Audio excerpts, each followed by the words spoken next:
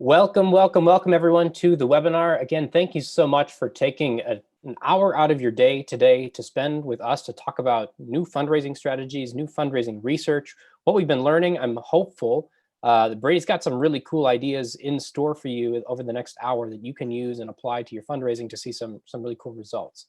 So it's going to be a lot of fun. It's going to be really interesting. It may be a little long, honestly, so hang with us. If you do have to jump off at the end, that's okay. We'll send you a recording at the very end. But a few quick shout outs here before we move any further.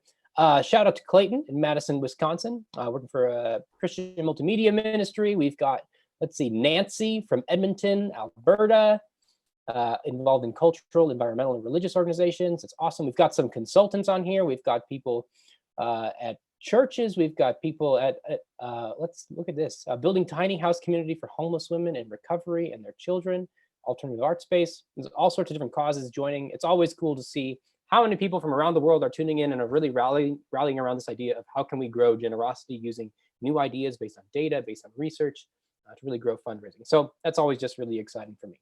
A few quick things before we dive in.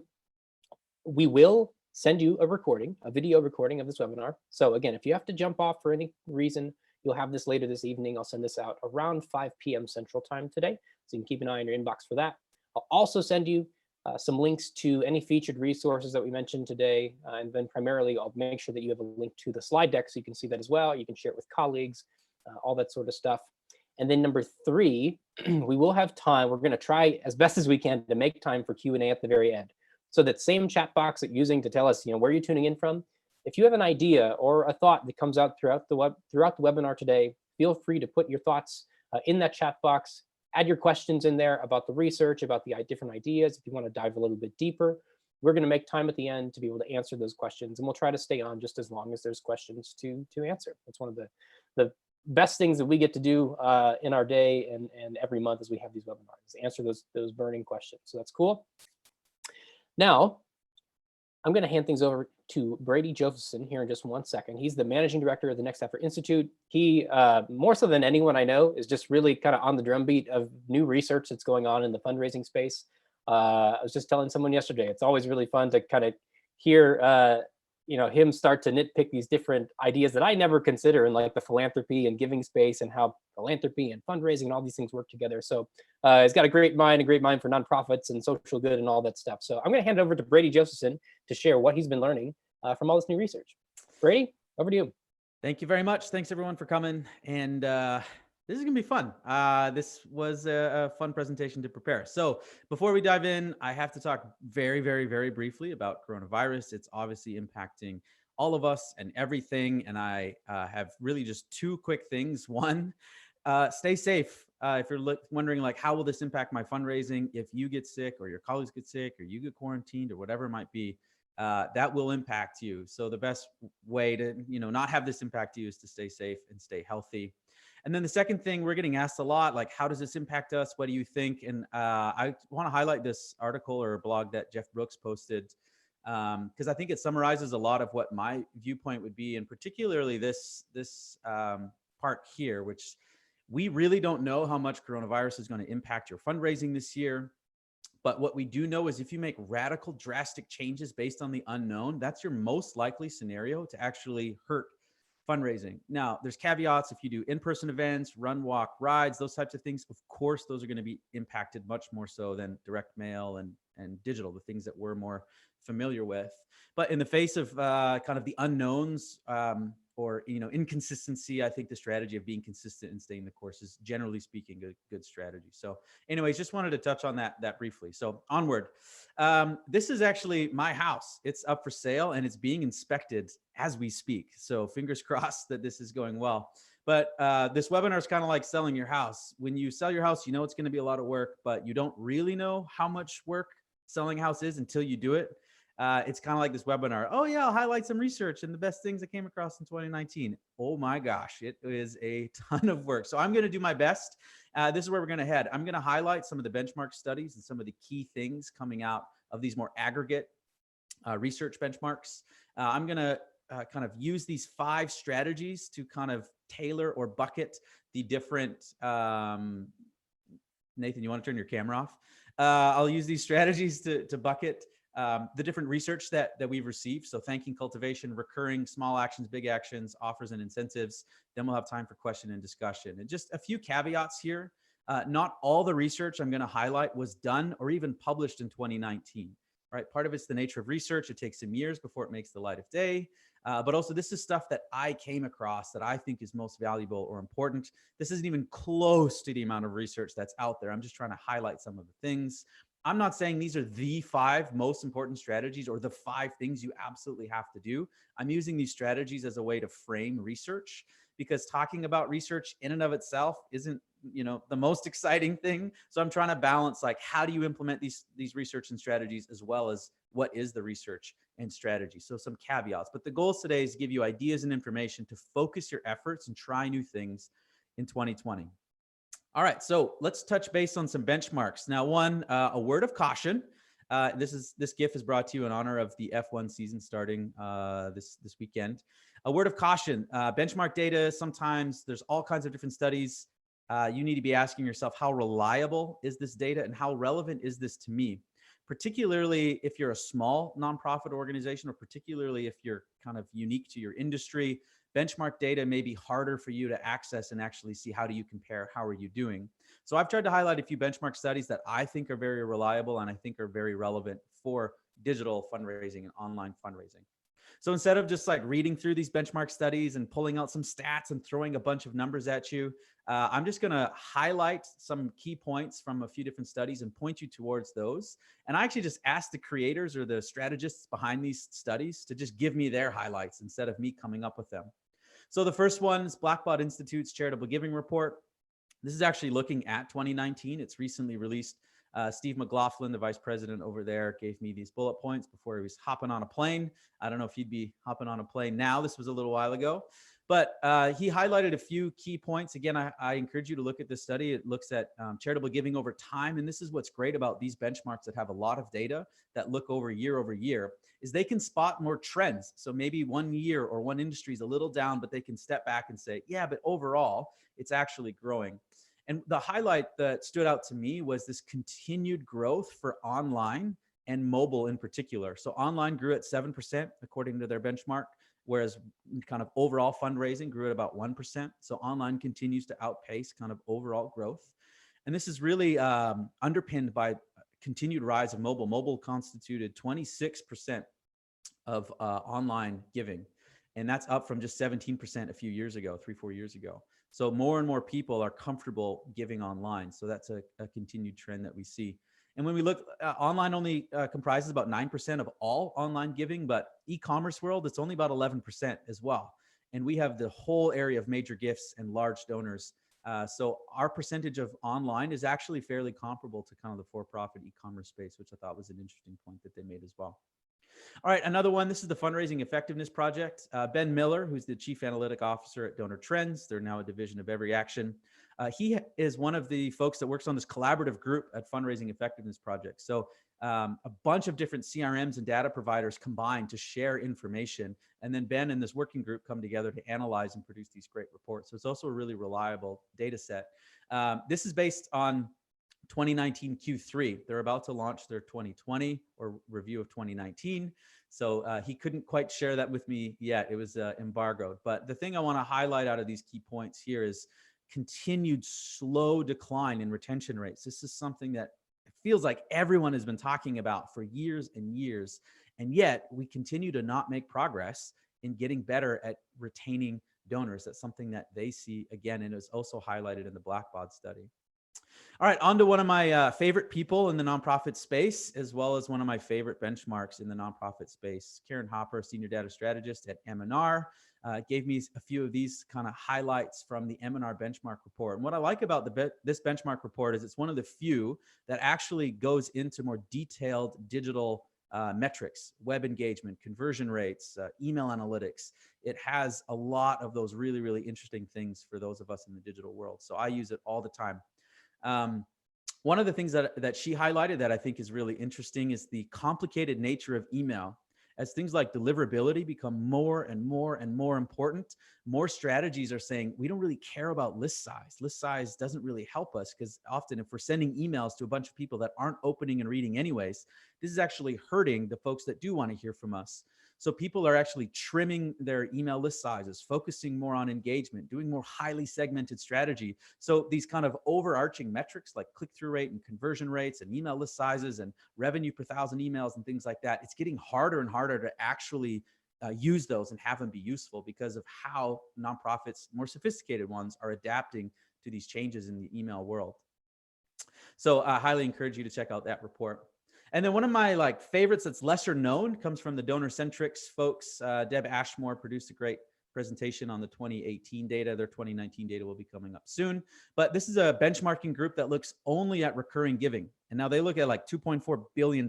So large organizations with more sophisticated sustainer programs. But they look at sustainer specific trends over time. And I care a ton about sustainer or recurring giving, something I'll talk about today. So I love reading their report. And the thing I want to highlight here is, while sustainers took a little step back last year after the huge peak the year before, digital first-time sustainers, so people who are giving the first gift to an organization online, is growing at an incredibly rapid pace. So this is a massive opportunity for online fundraising for first-time sustaining or recurring donors. And then our very own Nathan Hill, don't call it a benchmark. We specifically did not call our report that we produced a benchmark, because we had some concerns about, is it really large enough with 150 some groups? And is it really, reliable enough for people to call it a benchmark? So we called it 3 essential metrics. Nathan Hill is the one who really led that drive. And you can read that whole thing, but the thing I want to highlight here is, we continue to find that email is the best channel for driving online revenue, because it has an unusual or exceptionally high donation conversion rate of about 4.67. So those are all different reports if you're interested to check them out. One thing that we're actually doing, we've seen a big gap in terms of benchmark studies that are relevant for small nonprofits. So we've been fortunate to partner with Network for Good, where we're going to look at how are small nonprofits, $1 million and less, doing when it comes to online fundraising. So we had about 800 or so people give us survey data and information, and we'll get some hard data and combine to produce a benchmark study specific to small nonprofits, which to my knowledge has never been done at this level of depth. So kind of cool. So just quick recap on benchmark. While fundraising was relatively flat, that's despite tumultuous times. So it's kind of a negative and a positive. Online giving continues to grow, especially for small and medium-sized nonprofits. And this is largely fueled by mobile growth. Retaining donors is a massive challenge and problem still, and it's a big threat facing us all. Recurring giving continues to grow, particularly digital first-time recurring donors, and email continues to be a significant driver of online revenue, but it is also getting more complicated with deliverability and email permissions, personalization, segmentation, things like that. So that's kind of the benchmark recap. Just wanted to highlight some of other people's research that's more aggregate to see what are some of the trends. All right, now we're going to dive into these 5 different areas. And the first area and strategy is do better thanking. So last year we partnered with Kindful to do this study focused on what happens after we became a donor, or what happens after we became a subscriber. 199 nonprofits, thousands of emails. Big thanks to Carl McQueen from McQueen, Mackin and Associates, who is our data scientist on this project. It was one of our more complicated donor studies that we've done, and he helped us wade through the data. But here's what we found, that 15% of nonprofits did not acknowledge our online donation in the first 2 days at all. So it's good that 85% are, but it still means 15% are not thanking us online. This is table stakes nowadays, to just say thank you in an online fashion. So it's crazy that this still has to be a point. Make sure your donors are being thanked for their gifts. So that I couldn't just gloss over that fact that we still have room to go here. But more of the focus that I want to spend is well, how should we be thanking them? Specifically, what messages should we use in our thanks? So Roger Craver wrote a book called Retention Fundraising, which is great, really focused on how can we communicate and do the things we need to do to actually increase retention. Clearly not enough of us have been reading it, because we still have these retention problems. But in it, he suggests that we focus our thank you on 3 things: why the gift is appreciated, why the gift matters, and how the gift was put to work. So when we look at some of the examples we received, here are a couple good ones, and I want to highlight this Food for the Hungry one, where the very first sentence, thank you for your gift of $20 to Food for the Hungry. Right now, you're lifting a life out of poverty. Your generous gift is going to work immediately to help families where it's needed most. Why it's needed, how it's being put to use, and gratitude for the donation. They're doing those three things that Roger suggests right away. So in your acknowledgement, don't just acknowledge the donation, but thank them, and specifically how their donation is needed and being used. So again, that's fairly basic. So one of the cooler scientific research studies reports that I read last year was actually an award winner at our conference, the Nonprofit Innovation and Optimization Summit.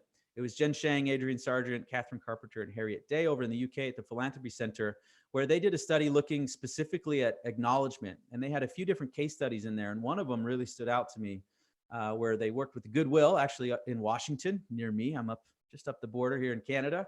So in the Northwest, the Goodwill, and they looked at shoppers and members of the Rewards Club. So people who are going to Goodwill a lot to shop. And they have a roundup program where you could round up and make a donation to Goodwill. So they looked at this experiment to say, how can we thank these folks differently or better, and what influence does that have on their subsequent behavior? And then they sent a survey out to these people 4 months afterwards to see how did they feel, how did their behavior change, if at all.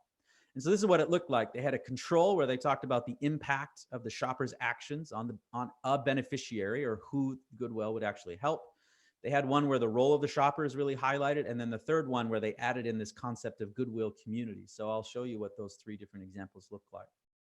So here was the control. Here was their thank you, right? So thank you. Here's how your donation is being used. Thank you. It's a pretty good thank you, right? It's acknowledging, it's kind of focused on gratitude. It's talking about how a donation will be used, specifically on someone, a beneficiary named Shante.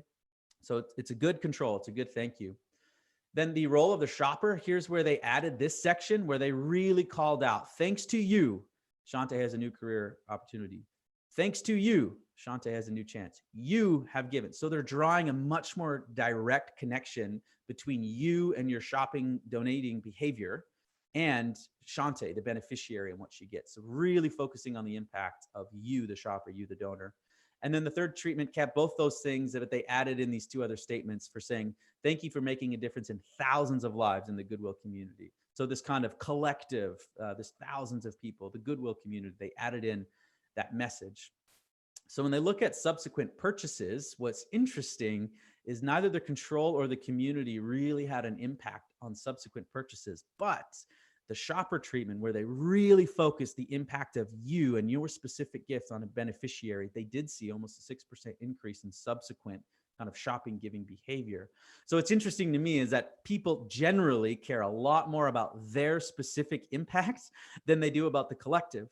We've learned this before with something called the identifiable victim effect, where people are more likely to give when they know the name, age, and location of one person, as opposed to, tens or hundreds or thousands.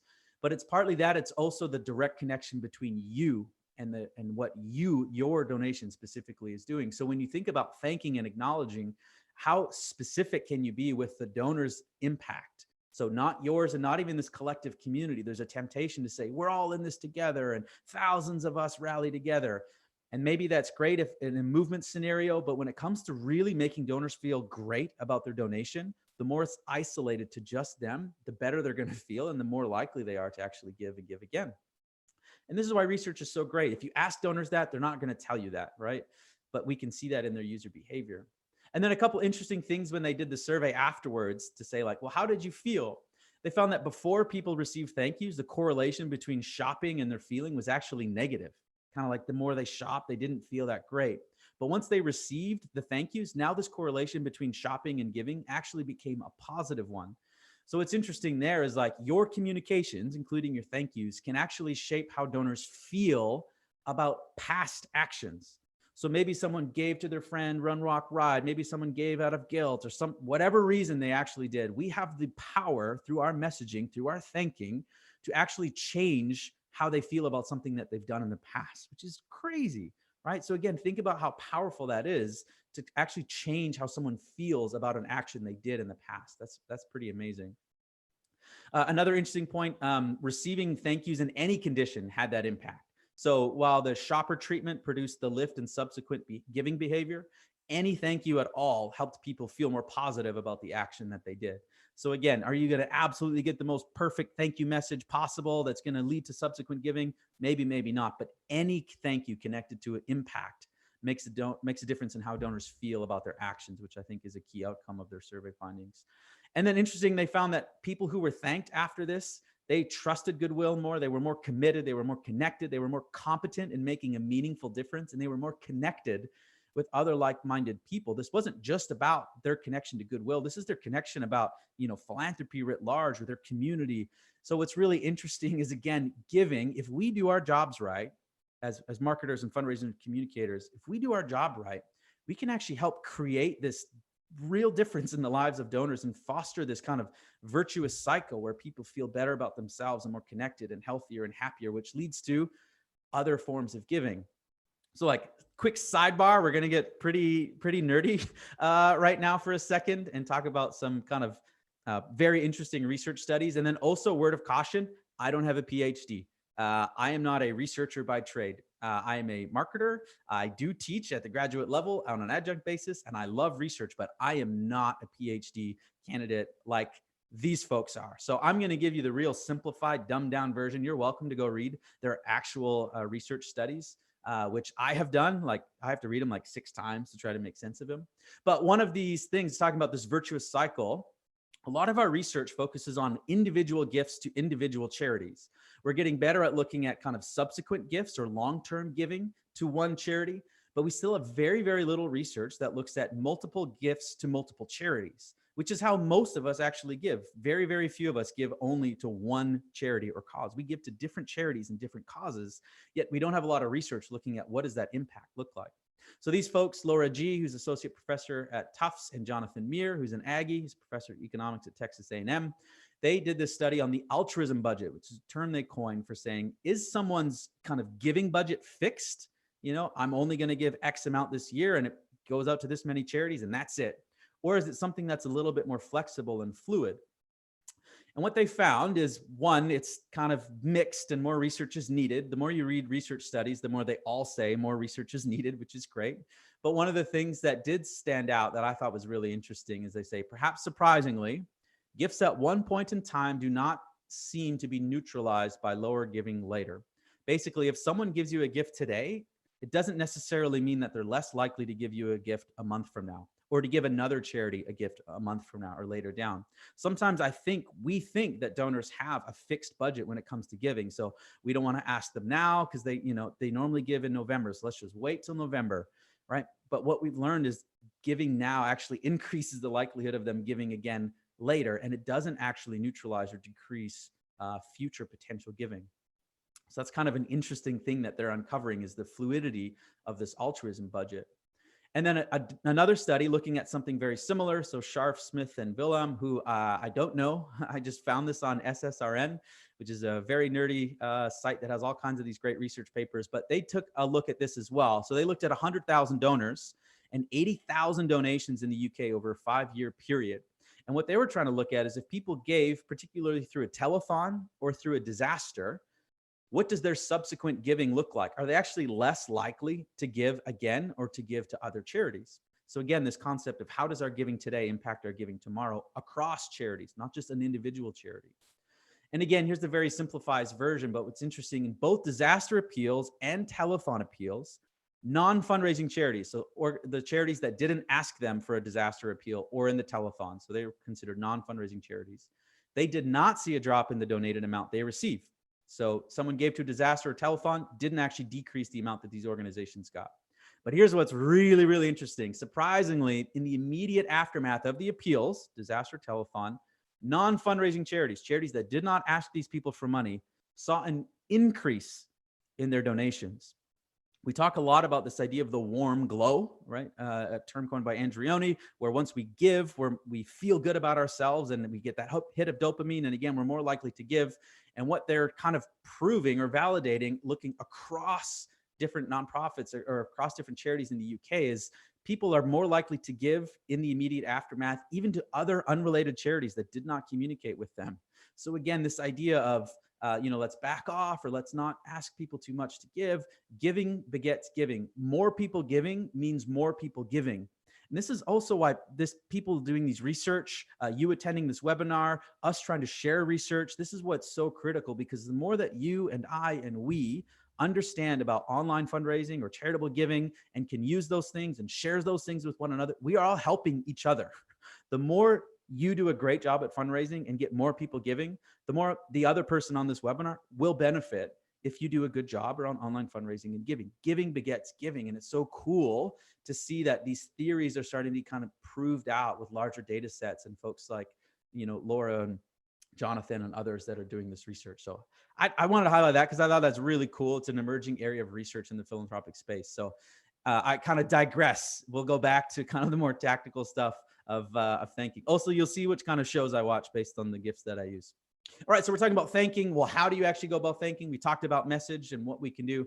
Well, what about kind of like channel? What about phone? So one of the most oft-cited research experiments comes from Penelope Burke, Canadian, no big deal, and her focused work on donor-centered fundraising, where she talks about donors who don't receive a thank you call versus donors who receive a thank you call. And those that receive a thank you call give 39% more. Now, like all these research studies and experiments, you need to understand, well, what did they actually do? So here's what they actually did. They were called within 48 hours, so very quick. It was a senior leader within the organization, most often a board member. So it wasn't a hired gun. It wasn't a low-level employee. They don't use language that leads donor to believe they're being set up for an ask. And it wasn't timed in that way either. So they're really trying to communicate just thanks and gratitude, and that's it. So it's important to note what they did, because you could say, oh, we just call our donors and we'll get more money. Well, no, it kind of depends how you do it.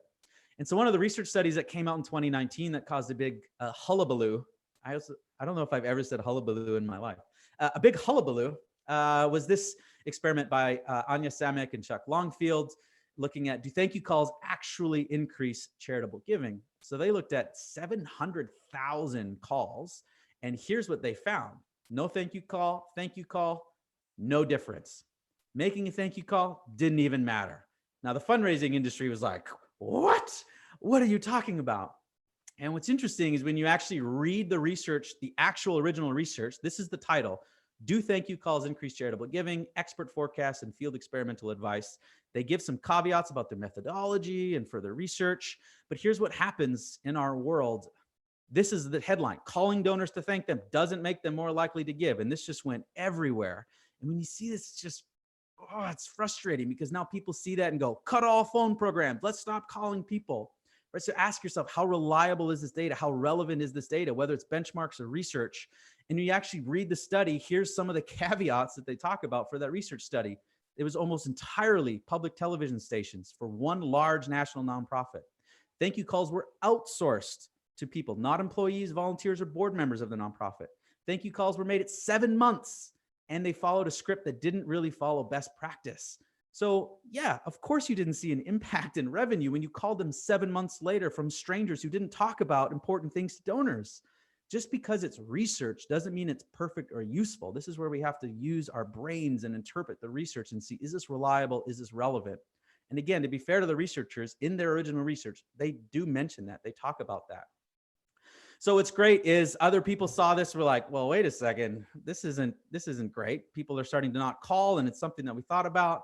And so Bloomerang in particular, someone who's been kind of waving the donor retention flag longer than a lot of us and has done a lot of research in the area, said, well, let's actually look at this ourselves. So they went into their own data set, 3,000 some nonprofits, million some donors, and looked at first-time donations over a 5-6 year period.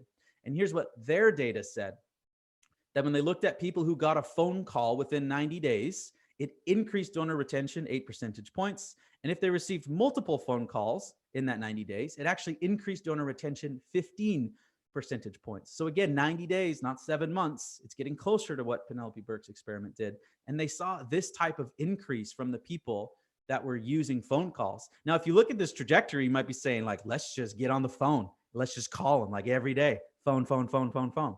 No, that's not how we should extrapolate data into strategy, but we should look at other areas. Average gift size doubled for people who received one phone call or multiple phone calls. And time to second gift, people who received one phone call, it went down about 90 days, or sorry, went down like 41 days there. And if they received multiple phone calls, it went all the way down to 53 days. So based on Bloomerang's really large data set over a period of years, by getting just one thank you call in 90 days that ideally falls more that best practice script. 8 percentage points on donor retention, 100% increase in average gift, and 203 days quicker if they receive multiple phone calls. So maybe you should actually just hop on the phone and start calling your donors in 90 days. But that's something to think about in your strategy in 2020. Try calling your donors and say thanks more quickly after their gift. And again, focus on gratitude and their impact. Now you might be saying like, oh man, now we got to call donors. Like I don't have time. I don't have money. Well, in January, Kevin Peters, our CTO, did this webinar, 6 fundraising hacks, which I would encourage you to check out, saying, well, here's how you can save time and money using these different tools. And one that he highlighted is Sly Broadcast, which allows you to kind of upload and send personal voicemails to people at scale and pretty cost effective. In fact, some of you actually received voicemails. I know because you called me back, which I wasn't actually expecting, but it's a pretty easy thing to set up. If I can do it, you can do it. Just connected HubSpot, people who signed up for a webinar, recorded a quick message to say thanks, and then automated the process. So if you gave us a valid phone, we'd send you a voicemail. It's a relatively easy thing to set up in terms of cost and time, and you may get that benefit of those thank you calls. So can you try these automated thank you calls and voicemails as a way to save time and money while being timely? So looking back at the kind of do better thanking checklist, are you thanking your donors personally, quickly, specifically? Make sure you focus on the impact of their gift and how it's already being put to work. If you call your donors, do so sooner after the donation and focus on that gratitude and the difference their donation makes. Maybe try automating that thank you process to include phone calls or voicemails to save time and resources. But this is a big opportunity for all of us to drive more long-term engagement, more long-term revenue by doing better at thanking. All right, so that's strategy number 1. Strategy number 2, this is kind of a continuation of strategy number 1. Thanking is kind of a part of cultivation. But as I mentioned, we looked a lot at donor cultivation last year. And we highlighted how in 2 of the benchmark studies already, they're saying, man, donor retention is a problem. And this data comes from Kindful and a look at their database of how it is a problem. And Roger Craver, again, in his book on retention fundraising, says the problem isn't so much our fundraising, it's really our kind of communications. Fundraising really only counts for 20% of ultimate value. It's communications, it's customer service, it's all these other things. And so what we really have is, yes, it's a donor retention problem, but we have a big communications problem. So that's really what we wanted to look at. And specifically, how do we use cultivation and content to improve retention and lifetime value in giving? So again, we didn't seek out to find this data point. This kind of smacked us in the face where we were only able to give to and subscribe and receive an email in 45 days from 48% of the nonprofits that we wanted to include in the study, which was absolutely shocking. There's broken forms, broken processes, something's broken. So please, please, please test your forms, sign up, giving process to make sure it's working. For those that it was working, we found that an email subscriber got about 2.9 or 3 cultivation emails for every time they were asked, compared to 1.5 or 1.6 for donors. So it means donors were cultivated less and solicited more, or being asked for money more. And when we chart it over time, look at these 2 different personas, it looks like this. Subscribers relatively flat as time goes on, but the donor, you can see as time goes on, cultivation remains kind of flat, but solicitation starts to go up. So again, the question is, are you sending cultivation communication to your donors at all? And are you sending it as time goes on? So now we tried running some experiments, and this is my favorite experiment that we ran that's in our database from 2020. Because it takes a look at long-term impact of cultivation content. So the control group got regularly scheduled emails, no changes to what they received. The treatment group just got 1 additional email a week. So it's pretty high volume, but 1 additional email a week, just sending them to a blog post to read something they might be interested in from a person, not the CEO, it was like a community manager. They saw an 80% increase in email engagement, clicks and opens, an 8.1% increase in donors, the number of people actually giving, and a 21% increase in revenue over 3 months. Now, they actually continued this experiment for 6 months, and they saw it was a 54% increase in engagement and a 42% increase in revenue just by sending additional cultivation-only emails. There is huge power in our ability to communicate. We saw it in the thanking. We're seeing it again in cultivation. These aren't asks. These are thanks. These are blog posts. Can you send more cultivation-only emails? Well, how else? What about multi-channel? when we look at where do donors actually give by channel, we find charts like this. And this is something that we find in aggregate. This comes from about 20 nonprofit in the US here, where offline donors who only just have a valid email on file were worth 84% more than those who did not.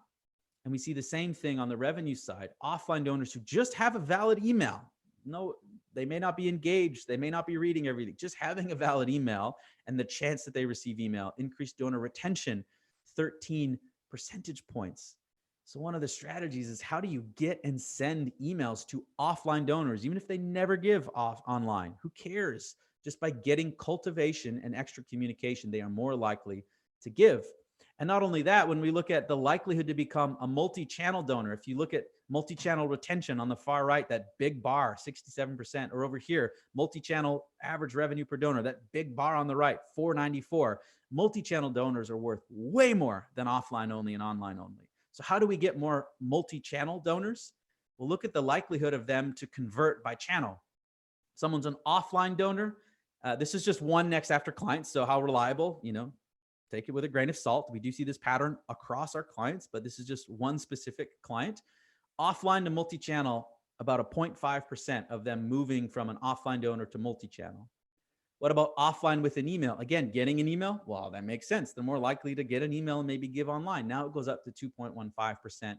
But if it's an online donor, they had a 9.32% multi-channel conversion rate, which was an 18,000 or 1,800% increase in multi-channel conversion rate, which again makes sense. If you make an online donation, you have to get your address. If you make an offline donation, you don't have to give your email.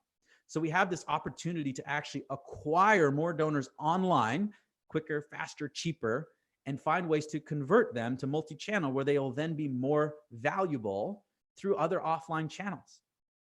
But the bigger point here is just, how are we sending cultivation communications across channels? Assuming they gave online, they only want to be communicated online, or they gave offline, they only want to be communicated offline. One, how about you ask them, or how about you run some tests? But we don't exist in just one channel as humans, nor do your donors. So if you want some other ways of like, how can you leverage kind of multi-channel and some of these concepts like priming, again, I won't go into them here. There is a past webinar where you can cultivate your donors without sending more appeals. But this is also a big area of research for us in 2020. See, what are organizations doing when we become an online donor and an offline donor, two separate donors? We'll track all the communications we would get for 3 months to see how are they communicating and thanking us over those 3-month period. That's the study that we're going to be doing this year. And then at year end, we're also going to look, how are they using offline and online strategies in a campaign environment specific to year end. So this is going to be a big area of research for us. So you'll see a lot more around multi-channel. So the kind of do more cultivation checklist. Are you sending emails that don't contain asks, like at all? No donate button, just cultivation only. Are you sending those emails? Can you create engaging content that talks about your work, impact, need for giving from a donor's perspective that doesn't ask? Put it up on a blog, send it out to folks. This type of content primes and cultivates. Then send that content to your donors before an ask or a campaign. A lot of organizations have this one big newsletter that gets chunked out into all these different links and articles. Consider turning that into 2, 3, 4 smaller, more specific emails. And can you use like mail and phone and email to engage both online and offline donors and see what that does to your overall fundraising? So that's strategy 2, do more cultivation. All right, strategy 3, focus more on recurring giving. Here we go, recurring giving, love it. The secret to growing recurring giving is suspense. Focusing on recurring giving. There it is. I just want to slap you in the face. Like, that's so simple. Well, it is simple, but it's also what experts in the field find. So this has been a key takeaway from the Donor-Centric Sustainer Summit, as long as I've been reading it, is the organizations that spend more time focusing on recurring giving, talking about recurring giving, defaulting to recurring giving, are the ones who see the greatest success, like public broadcasting, who has been doing this for years. We did a research study with PBS last year and are doing one with public radio this year. And they absolutely focus way more on recurring giving than any other vertical. And you can see the percentage of recurring donors reflects that. So how do you grow recurring giving? You make it a priority and you focus more on it. Now, that's overly simplistic. but it's the key thing. So what does that look like in terms of tactics? Well, again, last year, one of our key studies, we made donations to 203 nonprofits. We looked at 27 different data points, which included a lot of looking at recurring giving. And we also looked at the thank you page. We did that in partnership with Raised Donors. And so we looked at how are they communicating the option to make a recurring gift.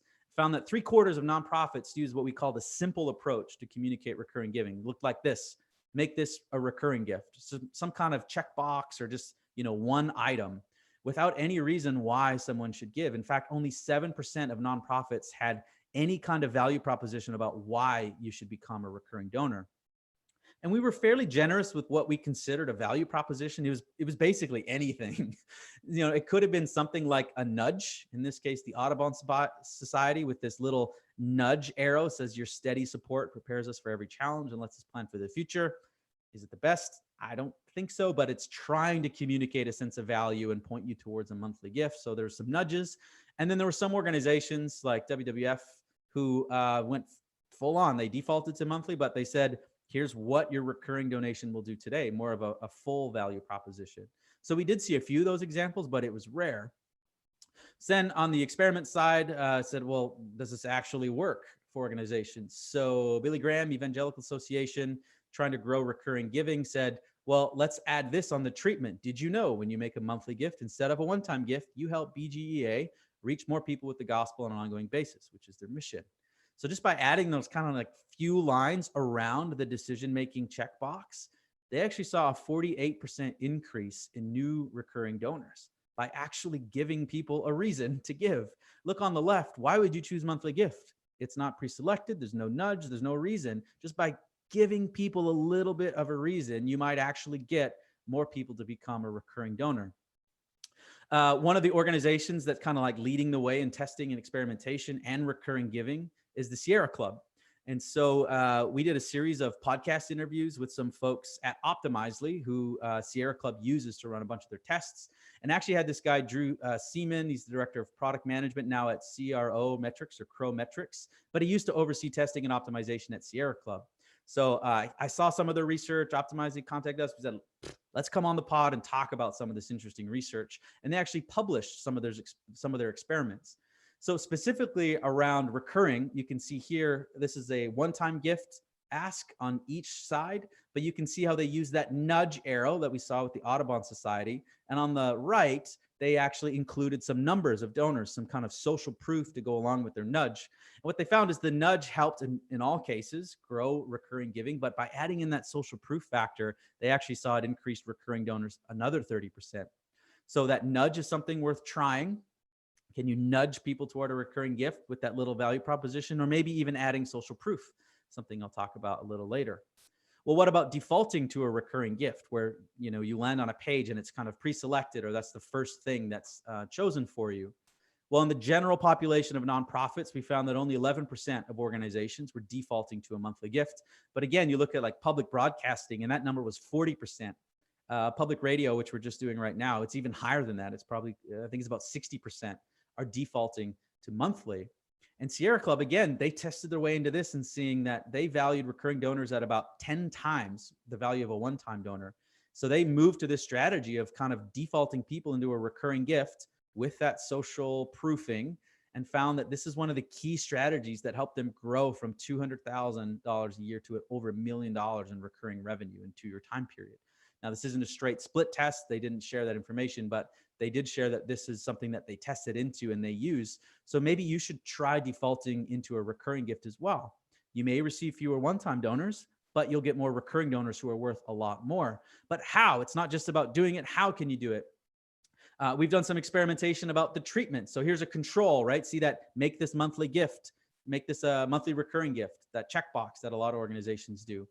Well, in this case, they said, well, what if we make this a tabbed option? So instead of a checkbox, it's kind of single gift or monthly gift. And on the left, you're defaulted to single. And then on the right, they defaulted you into monthly. In each case, they saw an increase in conversion rate, overall conversion rate. And when they defaulted to monthly, they saw a 366% increase in recurring donors and no discernible negative impact on one-time donor conversion when they defaulted to monthly. So what's interesting with this tabbed approach is there's often something with pre-selected checkboxes where we don't like it. We don't like you making that decision for us. It feels aggressive, or, something like that. So using that tabbed layout, it's softer. It feels like we have more control perhaps. So maybe that's something you can do if you're going to default to a recurring gift, is use a tabbed approach. Or maybe default how you maybe use smaller donations. This test, they added a few options, one being a $10 a month option, and actually saw 125% increase in recurring donors and no difference in average gift. Just by offering a slightly lower amount didn't instantly or automatically lower the amount that people were giving, but it did increase the likelihood of someone actually giving. And another version, this organization had a recurring gift pop-up that was defaulting to 15. And they said, well, what if we move that up to 19? Could we get some more revenue? What they found is they actually decreased revenue per visitor by increasing the suggested ask. So can you lower your first and default recurring giving amounts?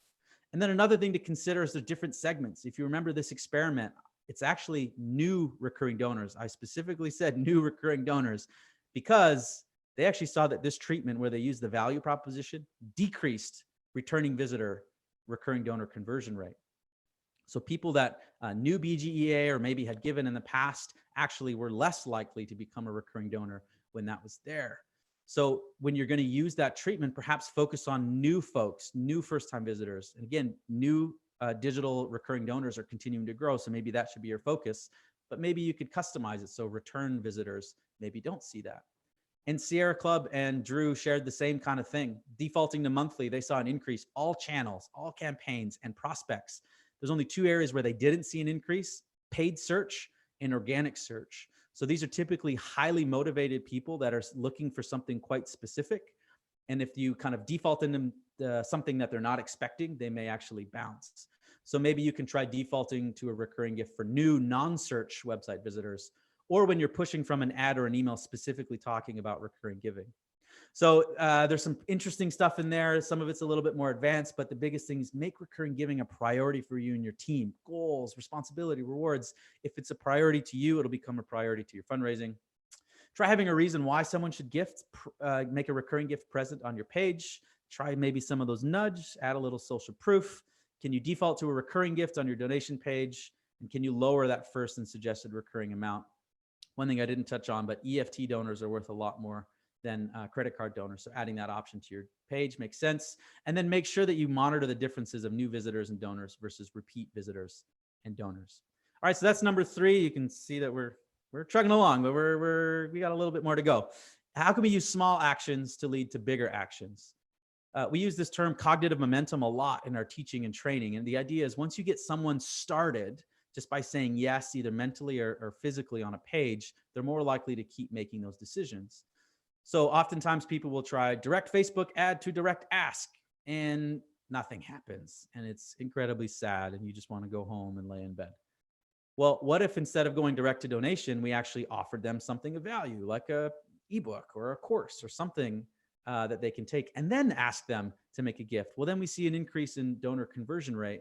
So when you stack them up, you see an infinity increase in conversion, average gift, and revenue in this experiment, and triple infinity jackpot, and you can celebrate, right?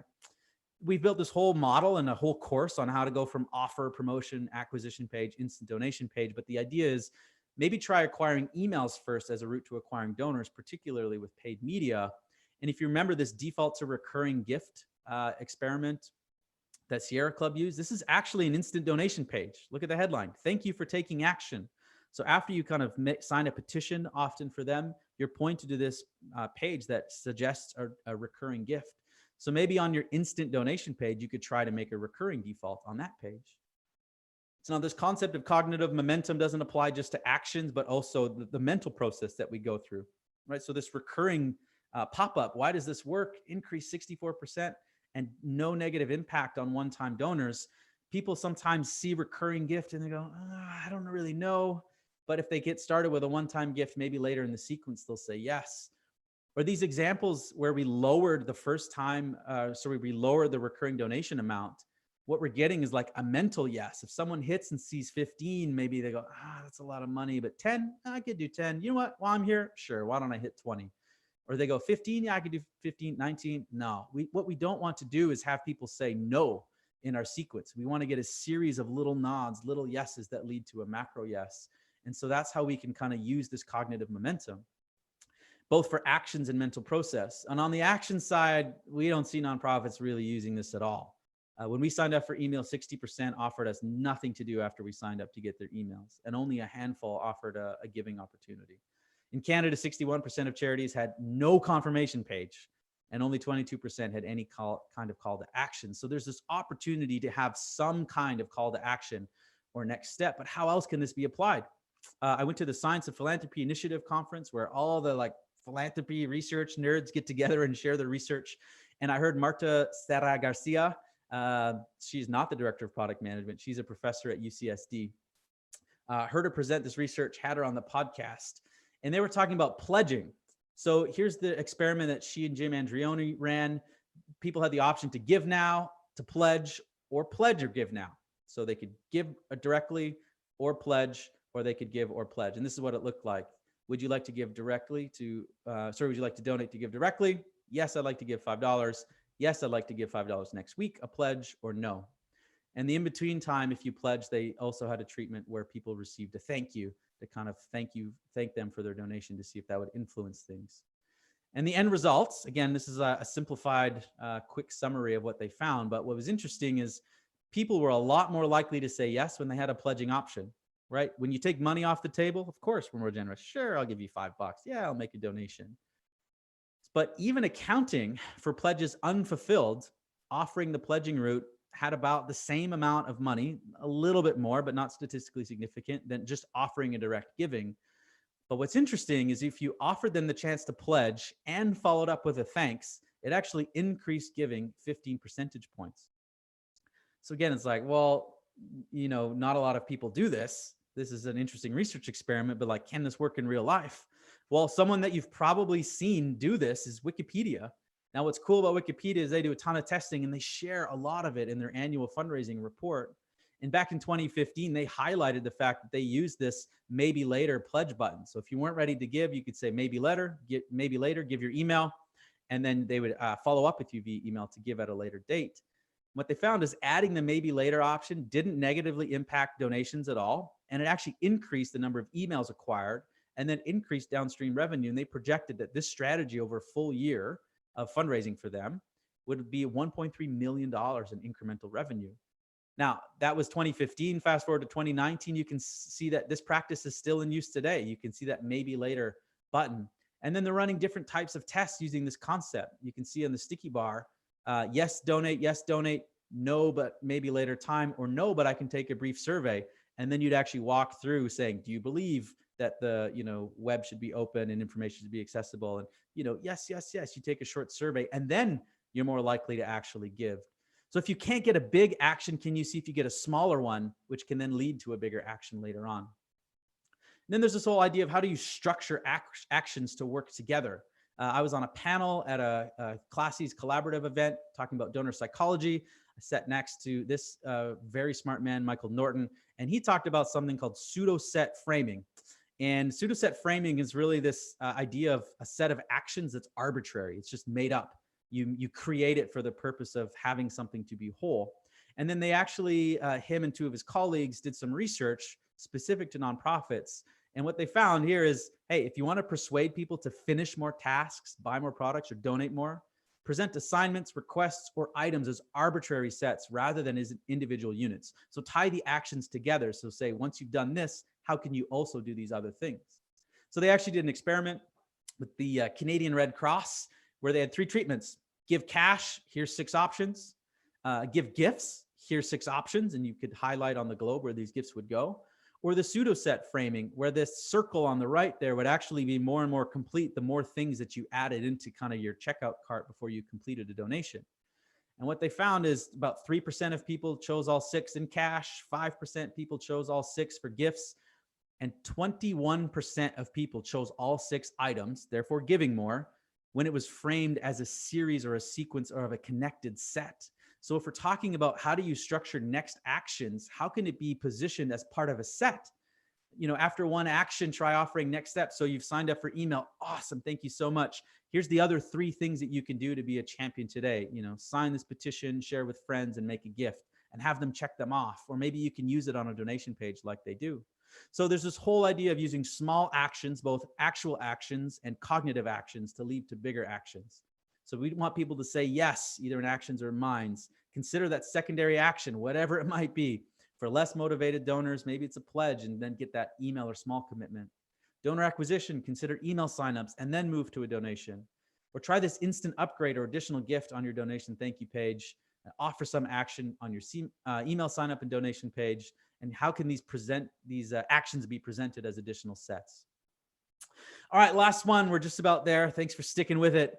Try different offers and incentives. So when we look at why people give, this is a MEC Labs conversion heuristic that I find very useful to think about why people make decisions. And we can look at value factors on the left and cost factors on the right, but someone's innate motivation to give or their understanding of why they should care in the first place is most important. Then their understanding of the value proposition, or why should I give to you, is also critical. And then things like incentive is really like, well, why should they give now? An incentive is not a reason to give. It can be a reason to give today, give more, or give in a particular way though. So we looked at incentives in that donation page study with raised donors and saw some organizations were using matching. And then we get asked all the time, like, do matches still work? And the answer is yes. No match versus match, almost an 88% increase in conversion rate. We do have to prove this kind of time and time again. But how can we evolve past the standard one-to-one match? Well, why don't we ask some super smart people? So we actually connected with Mike Norton and his associate, actually Elizabeth Keenan, not Laura G. Elizabeth Keenan, and said, well, what do you think we should do? And they said, what if you offered the chance for average donors to match other people, right? Typically major donors, large donors have the chance to match others, but what if smaller average donors could do that? So Jeff Giddens on our team ran this experiment with Leadership Institute where the treatment is you get matched, or so the control is you get matched, and the treatment is you can be the match. So add to this matching fund. And what they found is a 3% decrease in conversion rate, but not even close to statistically significant. But it increased revenue overall, 75%, 94% confidence. So this needs to be retested, but there's something there perhaps for people to actually be the match and not just get matched. And it's something we actually saw one public radio station in New Orleans do as we were collecting donation information for that study. So maybe that's something you can tweak for the match concept, is ask people to give to be the match. Maybe that's something you can play with. Another really interesting source of information is Better Giving Studio. It's a Gates Foundation initiative where they partner with groups like Ideas 42, who we're going to have on our podcast soon, talking and doing their research around charitable giving. And one of the experiments that they ran and suggestions they make is using loss aversion or loss framing. So control new employees at a $25 credit, 30 days to redeem, focused on corporate values. The loss framing said, here's a $25 credit as a welcome gift, 30 days to redeem, and said, don't let it expire. And by framing it as a you will lose this, it increased charitable giving or using that credit 36%. And here's the treatment or example that they said you could use, right? Make your remaining donations before December 31st to avoid losing your $250 match. How can we frame things maybe that, hey, the match expires on X date or after Y amount is given to increase some of that urgency? And then another way that we can kind of tweak matching funds, this is Laura G, who's back again, who's also coming on our podcast soon, how to get the biggest bang out of matching funds. So instead of having a non-match, a dollar for dollar match, they added in this treatment of saying, if 3 people give, then you'll be matched. If 2 people give, it'll be matched. Or if 1 person gives, it'll be matched. Interesting point 1, all matching treatments outperform no match. Again, matches do continue to work. But 2, the actual harder thing to reach, 3 out of 10 people, most inspired donors to give. Try challenging your donors. Sometimes we don't give our donors enough credit. They want to be inspired. They want to be challenged. Is this something you can do for a matching gift or a campaign? Is challenging donors to reach a certain level to unlock a match or another benefit. Or other incentives, you've heard me say the word social proof, also called consensus or social influence.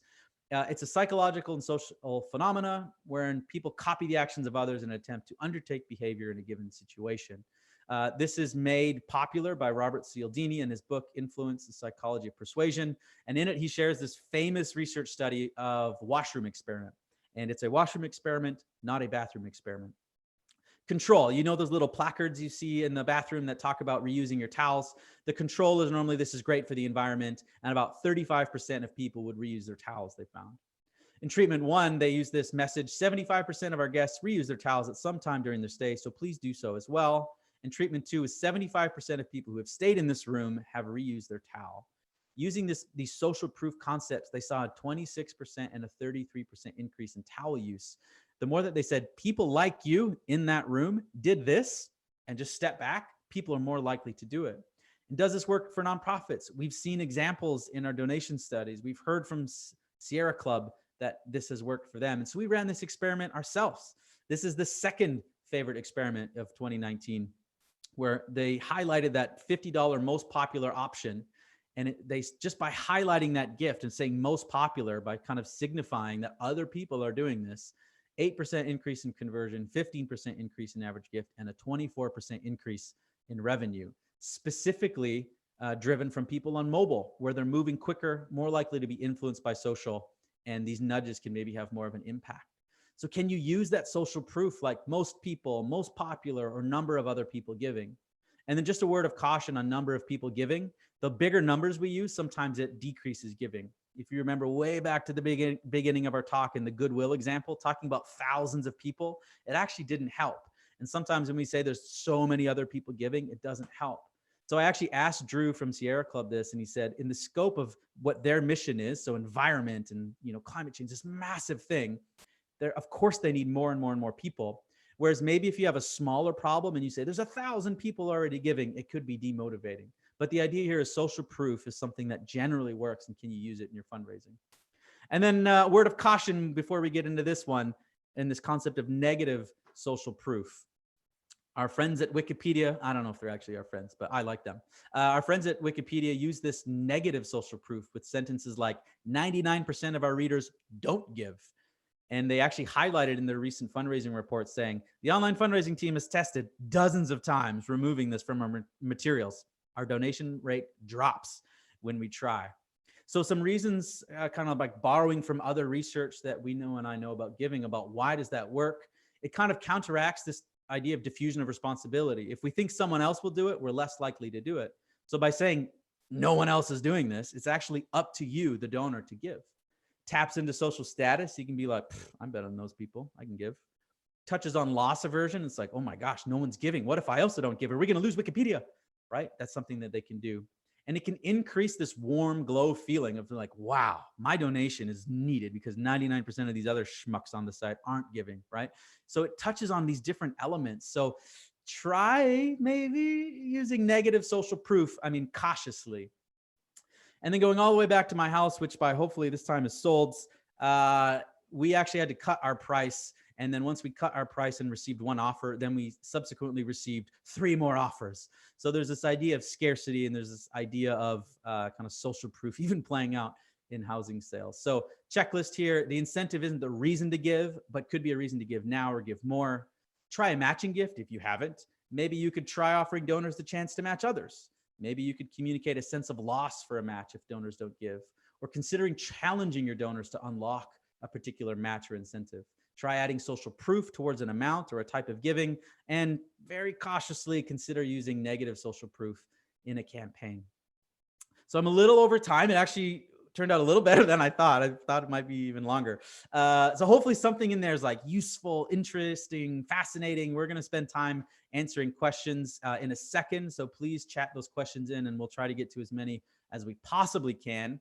I mentioned some of the research that we're doing in 2020. I just want to say thanks to Network for Good, Greater Public, Virtuous, and I Donate. I didn't actually mention this study, but we're looking specifically at higher eds with I Donate and their giving experience and treatment. So thank you to them that are making this type of research that we do possible, and possible for you to access for free. A really interesting project we partnered with Carrick's group on last year was looking at why should Hispanics give? So we contacted nonprofits in Spanish. Carrick's group contacted them using our methodology and categorized how are they responding in Spanish and what was their answer to value proposition. And that's actually going to be our next webinar later this March, is kind of unpacking what Carrick's learned through that process, which should be really, really interesting. If you're like, this research stuff's neat and all, but like, how the heck do I do stuff that makes me raise more money online? maybe our courses are for you. So we've developed 7 courses that you can take to get trained in the areas of email fundraising and online acquisition. You can take them as a one-off benefit, or maybe ideally consider becoming a member, where we'll do special webinars. You get special access to research and courses, discounts and things like that. And so if you're interested in becoming a member, we actually have an exclusive offer for you. A book that I was really trying to work into this talk, but as you can see, I didn't have enough time. The New Nonprofit by Nicholas Ellinger has a ton of really interesting research, largely from direct mail and direct response, but it's a really interesting book that I've really enjoyed. If you become a new member by March 27th, we will give you a free copy of Nick's book. If you don't want to become a member, you can still buy Nick's book here. And then again, SSRN is a really nerdy place for all the social science research, if you want to check that out. And then another underused resource, in my opinion, is the Science of Philanthropy Initiative and Conference. That's where a lot of these researchers and academics share and congregate this type of interesting research. And those are people that I asked to come on the podcast. So if you're like, I don't got time to read, I just want to listen, we have a lot of those people in the past, and we will have more people coming up in the future. And we'll also have people share the stage with us at NEO. It's going to be in Austin, Willy Wonka theme, neosummit.com. Right now we have special early bird pricing, and we do have a COVID-19 coronavirus refund for you. So zip through some of that. Now let's get to some questions and discussion. Thank you all so much for coming. Brady, there's a lot. I'll give you like a quick 20-second break here, catch your breath, and then I'll pepper you with some questions that have been coming in. We do have a good amount of questions that have come in already. If you have additional questions that are top of mind, feel free, again, use that chat window, pop them in there. Then we'll spend a good amount of time here going through those. If there's something we can't get to here in the next 10 to 15 minutes, you can send us an email to brady@nextafter.com or nathan@nextafter.com. We'll be sure to get you an answer. Brady, you ready to dive in? Let's do it. Let's do it. Here we go. Here's a question from Tracy. She says this: a question about donor retention rates. Are there any statistics on what has contributed to falling donor retention rates? Is there any data pointing to changes in the 2018 tax law that no longer provides tax deduction for charitable gifts unless you itemize? Any thoughts there? It's a couple layers. Yeah. Cause and effect for donor retention is really hard to isolate. It's really difficult because, as I kind of mentioned with Roger Craver's research, it's like the summation of customer service and content. There's so many things that go into donor retention. So it's really hard to isolate and say, why do people stop giving? But 2 common things. One, they don't get asked enough. We think that people will just kind of get that annual ask, or maybe we ask them 3 times and they'll give again. And maybe they wanted to give and they just missed it. So there is that element of people don't get asked enough. But the bigger side, again, is that people aren't receiving valuable communications enough. And I use the word valuable, crucially there. We just can't send crappy emails and expect to improve donor retention, particularly in the first window that someone gives, kind of 45 days. That's where we need to be at our best in terms of communication and engagement and customer service, because that's the first kind of experience that we have with people. And then as far as changes to the tax code, 2 things. One, very, very, very, very, very few common average donors do itemize or can benefit from that. So the change in the tax code really didn't impact kind of the lower level donors, annual fund donors at all. There is a bit of perception that it impacted them, not too dissimilar from coronavirus, which again is a really serious thing, but it's almost like the talking about it has a bigger impact than it actually does itself. Particularly with tax, a lot of the talk around tax doesn't even apply to people. And from what I've seen from like Una Silly, Institute of Philanthropy and Giving USA, is that it seems to have some effect for larger donors moving forward, but generally speaking, it does not impact lower level donors. Well, I'd add to that too. I mean, most of the data that we see related to donor retention, like kind of only goes up through that 2018 year. I don't know if you've seen new like reports from the total 2019 year yet. But we wouldn't even have like the aggregate. Blackbaud does? Blackbaud on their new report does, and it breaks it out by online and multi-channel, and it's low again. Okay. But it's low again. So it's kind of been stagnant for a while too. Yeah. Right. So it was a problem that existed before the tax code. Yeah. And it continues to exist after the tax code. Yeah, absolutely. Absolutely. And cultivation can totally be a major factor there too. We've seen lots of experiments in this past year of just like some really simple cultivation strategies that can help, lead to that second gift, decrease the amount of time between first gift, second gift. So yeah. And recurring donors Mhm. retain at an insanely high amount rate, 90% often, 64% for first time recurring. So they're way more likely to retain. So that's a big reason why they give more over their lifetime, but why organizations should focus more on recurring. Yeah. It's a holistic problem, not a silver bullet solution, you're saying. Correct. Let's Correct. see. We've got a question from Mandy. I'm not sure if we have a great answer here, but maybe you do. She just says, has there been any type of benchmark research on independent schools and fundraising specifically? Anything No that you idea. know of? Okay, No, no idea. Not my wheelhouse. sure. Mandy, if we come across something, we'll let you know. And if you come across something, please share it with us. I'd be really interested. Here's a question from Anne asking about that SSRN report that you were looking at. She's asking this: does that report address the endless stream of requests via email for donations that are sent after your first gift? Maybe just more broadly, What? any specific thoughts about like, how many emails should you be sending right away as somebody donates? If that's the ultimate time, to get the second gift is right away, does that mean we just pepper them with emails for like a week until they give, or like how do you handle that? Yeah. So no, the answer to that, pepper them. And this is where, again, this is what's really, really difficult. And everyone I know is like, how many emails do I send? And exactly what type of emails? And this is what's so difficult for a lot of our clients. In our kind of first 5 to 7 emails, we've moved away from even having an ask in it. Oftentimes what we'll do is like, thank you, here's a resource, maybe take a survey, here's a free ebook, here's an online course. It's all about creating content that signifies and offers value. And then after they do an action, take a course, sign a petition, fill out the survey, whatever it might be, then it moves into a donation ask. We've seen that as a better way to convert subscribers into donors. So for a lot of clients or a lot of strategies, we're saying actually send maybe 5, 7 emails in the first 2 weeks, but none of them are direct asks, which is very counterintuitive. Now, if you don't have that type of content and you don't have that type of structure or setup, well, then maybe you do need to have a direct ask in there. So the general recommendation, and again, we don't like to say like in aggregate and generalize, but would say something like 3 to 5 emails in 7 to 14 days. And one of those would be an ask. That's kind of a starting point of how to engage, but the focus is on thanks. Here's how your donation is making a difference. And maybe one of those is an ask. And again, if they don't say yes, then great. Keep giving them valuable content and hope that they can kind of convert later on. That's good. Here's a question from Priscilla, and it's really just clarifying something you said, I believe. She's asking, what was the retention rate for calls made within 90 days? And she's just asking, did anyone catch that? So Priscilla, what I saw, and Brady, if you have more info, I'll feel go free to back in share the it. slide. I think it was a Bloomerang study, led to an 8% increase in retention. I don't know if there was a baseline retention rate that you had, but it definitely led to an 8% increase from the baseline. So you may be starting at a different baseline than what Bloomerang's aggregate number is. And it's not this like promise that you're going to get an 8% increase exactly, but that's what the data says and the research says. So it's definitely a strategy worth testing out and seeing how that affects your audience. Yeah, Anything and else to again, add there? this is what's useful and what hopefully comes out in a presentation like this is trusting one singular research source or data point is always risky.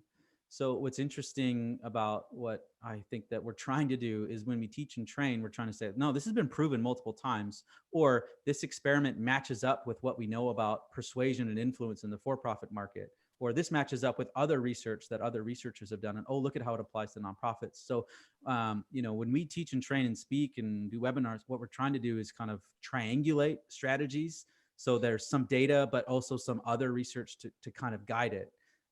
So this is what, with the phone, for example, we have Penelope Burke, who's done her study in the past where we know phone can be valuable. Now we have something like Bloomerang, which is saying, yeah, look at this in 90 days. So, exactly what should you do? We're not entirely sure, but we're pretty confident that the phone has a critical role to play sooner in a donor journey to increase donor retention later on, right? Yeah. Cool. That's good. A question from Allison, and you started to address it, so maybe it's been addressed, but let's hit it again just to be sure. She says that I took a course with NextAfter. Thank you, Allison. That says that defaulting to the monthly giving option is actually not an effective strategy. So do you want to nuance that a little bit? Ooh, call us out. Call us out. Two things. One, this is the challenge of producing content courses when research is ever evolving, right? So as I showed from the Donor Sustainer Summit, the likelihood of a first-time digital donor to give recurring is going up and up and up, and it's been growing for a long time. So someone today is actually more likely to do that than even 3, 4, 5 years ago. So that's something where new experiments, even the same thing, as donor mindsets change, can actually change. And this is one example of that. Two, the example that's used in that course doesn't use a tabbed layout. It uses a checkbox, and that is something that we have seen critical. So in that course, what we would update it to, and we should update it at some point, or we do in our workshops where we can be more nimble, is saying, hey, this is worth testing because you will lose one-time donors. There's almost no question that you will lose one-time donors, but it's worth it to get recurring donors. And the treatment, how it's positioned and how it's laid out actually plays a role. And in that example, they didn't do a good job laying it out and they used a checkbox. So that's where research evolves, and we're doing our best to catch up, and why you should always be asking that question. Cool. Hopefully that's helpful, Allison. If you want to dive deeper on that too, send us an email, or even just drop another question here in the chat. We can dive deeper too. Here's another question. Another filling up here. My Word document is running out of space. Here we go. This is from Lisa. She says, for online giving, do you recommend sending paper thank you notes as a cultivation strategy, or simply online thank you, like an email, to continue with, like, if they've engaged online, continuing to engage them online via thank you notes? Yeah, it's a good question. It's something that I haven't actually seen specific research. I know best practice is to send something in the mail, but I haven't seen anyone run a specific split test of like, we gave them paper or we gave them email, and what was the difference to a thank you note. Yeah. So that's where to say, I'm not exactly sure. If it's me personally, I would do it via mail. I think I would do email, I would do mail, I would do a phone call. I would do whatever I could to make sure that they knew how important their gift was and how it was needed and being put to work across all channels. That, yeah, it takes more time, it takes more money, it takes more resource. That time period is so critical for a donor or a new donor when they're in that kind of warm glow phase, that I would do whatever I could to make sure that they knew that. So that would include, using mail. Now, that is one of the things that we actually are hoping to test ourselves. So while we do the research on multi-channel, we're also going to try and do multi-channel experiments. And I know that's one that is outlined. Whether or not we can do it or not with a client or a customer, we'll have to see. But we are trying to prove that, because that question comes up a lot. So I don't know. If it's me, that's what I would do. Here's another kind of comment on that too. Rima says that they thank their donors 3 times after each donation. I know in the past, I think when we produced the mid-level donor crisis study, we recommended this like thank you strategy of using 3 channels to say thank you in 3 different ways. That's not like we went out and tested that and proved that as the ultimate model, but looking at all the data coming in and how many people actually don't thank donors, and some that have a really robust thank you programs, it's just like a good baseline, a good rule of thumb. Like, if you can find 3 ways to thank them and do so in a rapid way and a relevant way. Yeah, or the other way to think about any research or test is risk, right? So when we talk about confidence levels, it's really just a risk threshold. Like, what's the risk or chance of being wrong? And so same thing when you're trying to like, should we or shouldn't we? Just think about, well, what's the downside or what's the risk? So by thanking them, like, what's the risk? You're saying thanks too much. Like, I would way much rather err on that side and have an occasional donor be like, well, you really shouldn't thank me 3 times, as opposed to donors who don't get it, right? Because there's a good chance they won't read your email, or maybe even your mail, or get the voicemail. So you're just increasing the chances that they get that really, really important communication. Yeah. Especially if you're including your thank you like in a receipt email or something, and it comes from a no reply address. We've seen that often. Like, if it's not sent from a human sender, it likely is going to end up in a spam folder.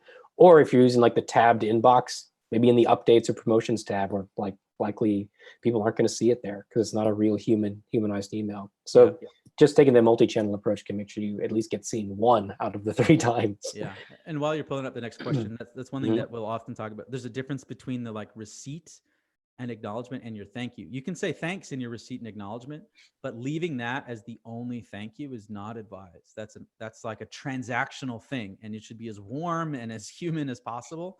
but that is not a specific thank you. That's still more in the transaction. You should add an additional thank you that probably comes from CEO or someone like that to specifically say thanks for their gift. Because oftentimes you're limited in what the automated tool can do. So an acknowledgement and a thank you are often two separate touch points.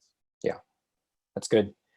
Only one more question I see in here. Again, if you have additional questions, feel free to put them in here in this chat box, and we'll try to answer them. One more question from Wayne. We've addressed it somewhat, but maybe not in the specific angle. He just says, I think phone fundraising has lost its value.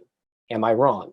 Obviously, we've talked about like phone as a cultivation strategy. I wonder if, Wayne, maybe are you talking more specifically about, cold calling or like, tele fundraising, basically? Any additional thoughts, as using the phone as the primary fundraising device? Yeah, two things. One, we need to be careful when we say things don't work or do work, because one thing that we have to take into consideration is the net cost or the net revenue.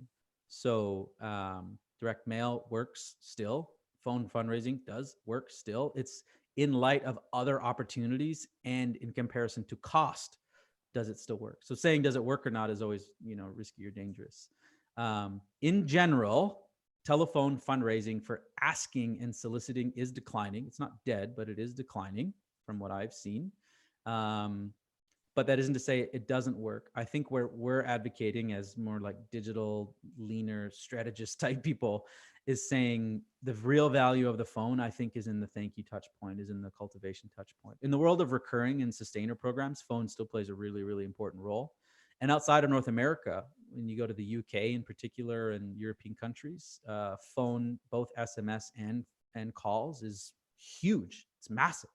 So less so in North America. So the short answer is, again, does it work? Yes, it is expensive. It is declining. I think the opportunity for phone is around thanking and cultivating, less so for transacting. That's good. Thanks, Brady. That is all the questions that we have. Do you have any parting words, parting thoughts for people as they're trying to figure out, like, I mean, you threw, 100 ideas out? I mean, we said 5, but there's like 50 ideas within each point here. Like, is there one like key takeaway that, like, if I'm going to go do something right now, what's maybe most important? I think the thing that came out to me doing this is just how powerful our communications can be. I think sometimes it's an afterthought. We get junior people who don't have training in copywriting and messaging, or, oh, we got to send an email out this week, or, we, especially in fundraising, we often undervalue the role of content and communications, whether it's a thanks, whether it's a voicemail, whether it's just a content piece on the blog. I think increasingly so, that's where so many organizations are separating themselves in terms of value, is not the asking, it's the communication content side. Again, I think that's the biggest thing that comes out in how much more seriously we need to take that side of the equation, not just the asking, but all that other stuff that comes afterwards. We have to do so much better. Awesome. Well, thanks so much, Brady. Appreciate you putting in the many, many hours to pull all this research, as well as like the actual specific applications of it. Thanks everyone for hanging around for some Q&A. Again, we'll send you this recording here this evening, as well as a link to these slides so you can have them to reference or share with a colleague, share with a friend, things like that. Just some final things. Again, you see them on your screen. Feel free to check out some of those certification courses, courses.nextafter.com. If you want to dive deeper, get certified in some specific areas like email, fundraising, donation pages, and more.